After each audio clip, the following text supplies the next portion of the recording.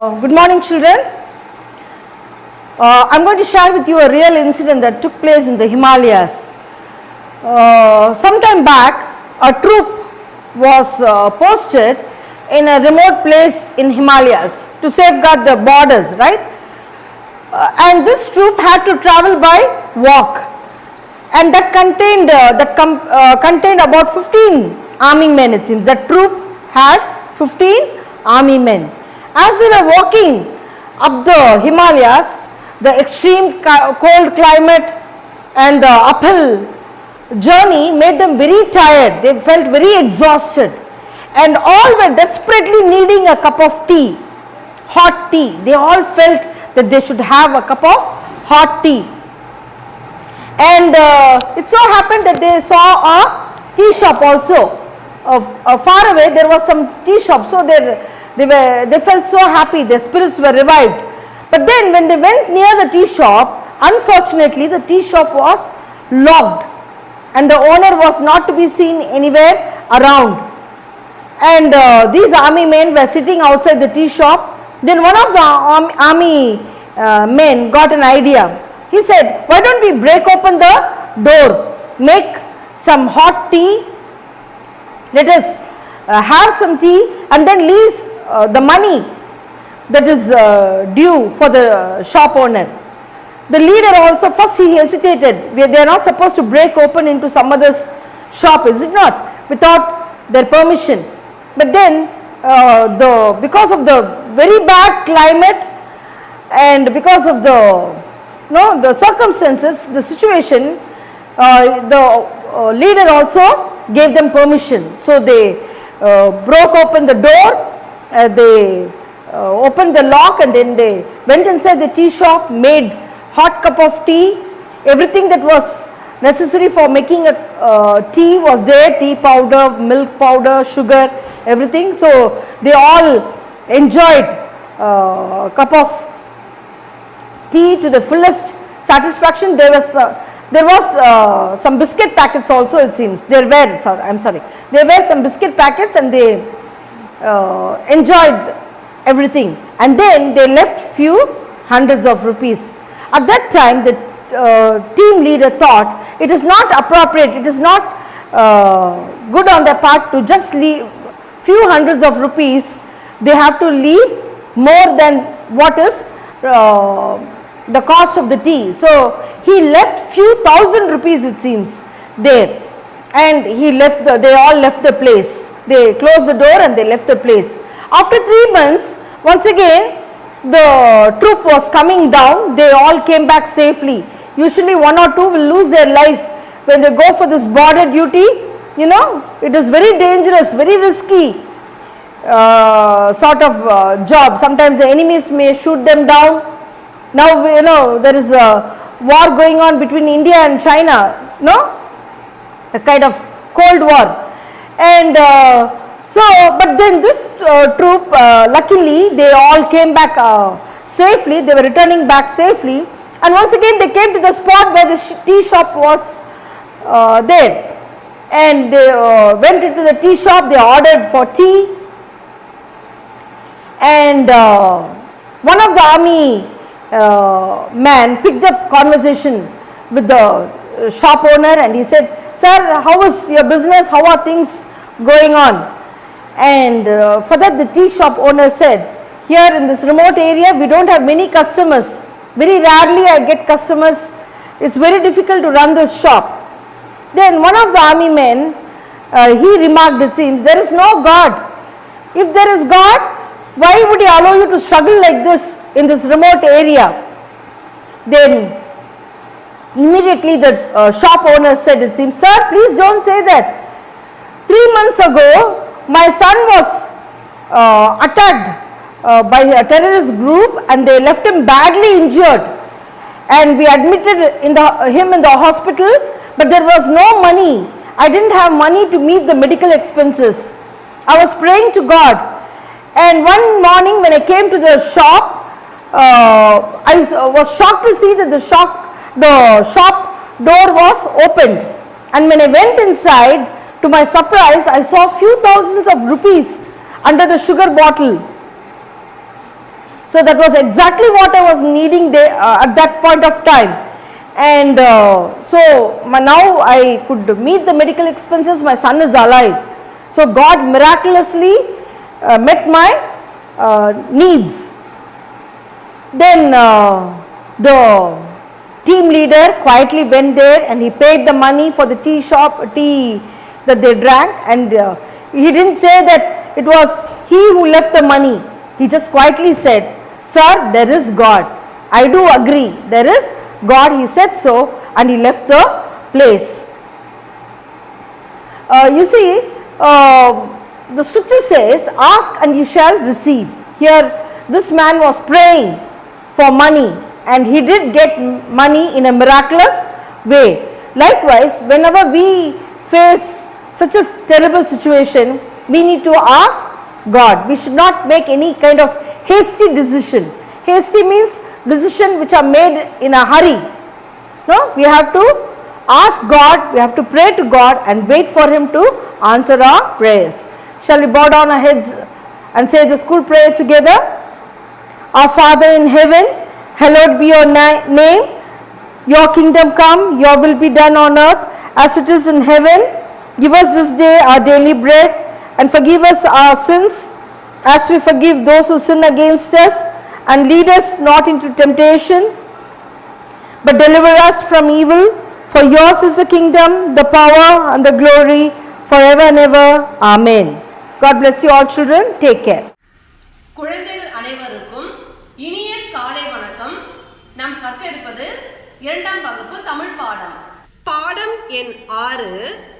பாடத் தலைப்பு என் கற்பனையில். குழந்தைகளா, கற்பனை என்றால் என்ன? கற்பனை என்றால் உண்மையும் இல்லை, நிஜமும் இல்லை. கற்பனை என்றால் நினைத்து கூறுவது. குழந்தைகளா, இந்த பாடத்தில் நேயன், நிலா என்று 2 சிறுவர்கள் உள்ளனர். இருவரும் என்னென்ன கற்பனை செய்கிறார்கள் என்று நாம் பார்ப்போமா? நேயன், நாம் படம் வரையலாமா? ஓ, வரையலாமே. என்ன வரையலாம்? வீடு வரையலாமா? ஆமாம், எனக்கு வீடு வரைய தெரியும். வரையலாம். நிலா, உனக்கு பிடித்தது போல நீ வரை, எனக்கு பிடித்தது போல நான் வரைகிறேன். இருவரும் வரைய தொடங்குகின்றனர். என் வீட்டிலிருந்து பார்த்தால் மலை தெரியும். என் வீட்டிற்கு பக்கத்தில் ஆறு இருக்குமே. என் வீட்டின் இரு பக்கமும் மரங்கள் இருக்குமே. என் வீட்டிற்கு முன்பக்கம் அழகான பூச்செடிகள் இருக்கும். வீட்டிற்கு எனக்கு பிடித்த நீல வண்ணம் தீட்டுவேன். என் வீட்டிற்கு மஞ்சள் வண்ணம் அடிப்பேன். என் வீட்டில் எனக்கு பிடித்த பூனைக்குட்டி வரைவேனே. என் வீட்டு தோட்டத்தில் வாத்துகள் இருக்குமே. என் வீட்டு மரத்தில் ஊஞ்சல் ஆடலாம். என் வீட்டின் படிக்கட்டில் சறுக்கு பலகை இருக்குமே. நான் வரைந்து முடித்து விட்டேன். நானும் வரைந்து விட்டேன். நீ வரைந்த வீடு எனக்கு மிகவும் பிடித்திருக்கிறது. உன் வீடும் அழகாக உள்ளது. எது யாருடைய வீடு? கண்டுபிடியுங்கள், எழுதுங்கள். குழந்தைங்களா, கண்டுபிடித்து விட்டீர்களா? ஆமாம், இது நிலாவின் வீடு. இது நேயனின் வீடு. குழந்தைங்களா, எழுதுங்கள். நிலா வீடு, நேயன் வீடு. நாங்கள் வரைந்த படங்களை பார்த்து எல்லாரும் பாராட்டினார்கள். பெருமையாக இருந்தது. நீங்கள் எப்பொழுதெல்லாம் பெருமைப்பட்டு இருக்கிறீர்கள்? குழந்தைங்களா, அடுத்து நாம் பார்க்க இருப்பது பக்கம் எண் 39 பயிற்சி. படித்து பழகுக. படம் வரையலாமா? ப ட இம் படம். வ ரை ய லா மா வரையலாமா? படம் வரையலாமா? பிடித்தது போல. பி டி இக் த து பிடித்தது. போல போல பிடித்தது போல. இரு பக்கமும். இ ரு ப இக் க மு இம் இரு பக்கமும். வீட்டிற்கு பக்கத்தில். வி இட் டி இர் கு இப் வீட்டிற்கு. ப இக் க இத் தி இல் பக்கத்தில். வீட்டிற்கு பக்கத்தில். ஊஞ்சல் ஆடலாம். ஊ இன் ச இல் ஊஞ்சல். ஆ ட ல இம் ஆடலாம். ஊஞ்சல் ஆடலாம். சறுக்கி விளையாடலாம். ச ரு இக் கி சறுக்கி. வி லை யா ட லா இம் விளையாடலாம். சறுக்கி விளையாடலாம். அடுத்து எழுதி பழகுக. வீடு வீடு. தோ இட் ட இம் தோட்டம். ப டி இக் க இட் டு படிக்கட்டு. மா லை மலை. ஆ ரு ஆறு. பூ நை இக் கு இட் டி பூனைக்குட்டி. வா இத் து வாத்து. சா ரு இக் கு இப் ப ல கை சறுக்கு பலகை. அடுத்து பொருத்தமான குறியிடுக. சரி அல்லது தவறு. நிலாவின் வீட்டிலிருந்து பார்த்தால் மலை தெரியும். சரியா தவறா? ஆமாம், சரியான விடை. ஏன்னா நிலாவின் வீட்டிலிருந்து பார்த்தால் மலை தெரியும். நேயன் வீட்டின் இரு பக்கங்களிலும் மரங்கள் இருக்கின்றன. சரியா தவறா? தவறு. நேயன் வீட்டின் இரு பக்கங்களும் மரங்கள் இல்லை. நிலா வீட்டின் இரு பக்கங்கள் தான் மரங்கள் இருக்கின்றன. நிலாவின் வீடு மஞ்சள் நிறமுடையது. சரியா தவறா? தவறு. நேயன் வீட்டில் வாத்துக்கள் இருக்கின்றன. சரியா தவறா? சரி. நேயன் வீட்டில் வாத்துக்கள் இருக்கின்றன. நிலா வீட்டு மரத்தில் ஊஞ்சல் ஆடலாம். சரியா தவறா? சரியான விடை.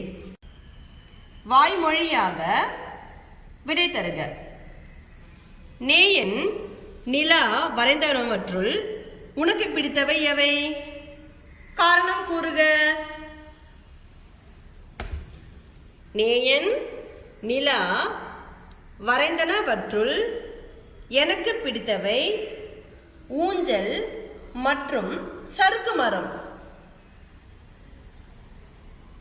ஏனெனில் ஊஞ்சலில் ஆடலாம், சறுக்கு மரம் ஏறலாம். விடை எழுதுக. நேயன், நிலா இருவரும் என்ன வரைந்தார்கள்? நேயன், நிலா இருவரும் வீடு வரைந்தார்கள். நேயன் என்னென்ன வரைந்தான்? நேயன் ஆறு, பூச்செடி, வாத்துக்கள், சறுக்கு பலகை போன்றவற்றை வரைந்தான்.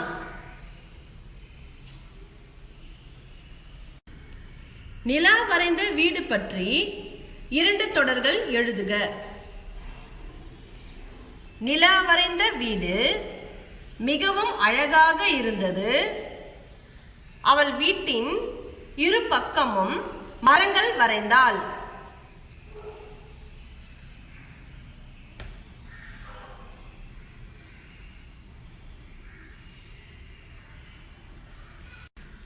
குழந்தைங்களா, அடுத்து நாம் பார்க்க இருப்பது பக்கம் எண் 40. படத்திற்குரிய பெயரை எழுதுக. மலை, ஆறு, ஊஞ்சல், மரம், பூச்செடி, வீடு, பூனை, வாத்து. அடுத்து எந்த இடம், என்ன பொருள் எழுதுக. வானம், வானவில், மேகம், பறவை. மரம், இலை, பழம், கூடு. கடல், நண்டு, மீன், கப்பல். காடு, விலங்கு, உயர்ந்த மரம், செடிகள். பள்ளி, ஆசிரியர், வகுப்பறை, மாணவர்கள். வீடு, மின்விசிறி, போர்வை, அடுப்பு. குழந்தைங்களா, உங்களுக்காக மேலும் சில இடங்களும் பொருட்களும். நகரம், மக்கள், அலுவலகம், பள்ளி. பூங்கா, பூக்கள், ஊஞ்சல், சறுக்கு மரம். மருத்துவமனை, மருத்துவர், மருந்து, செவிலியர். குழந்தைகளா, மீண்டும் நாம் அடுத்த வகுப்பில் சந்திப்போம்.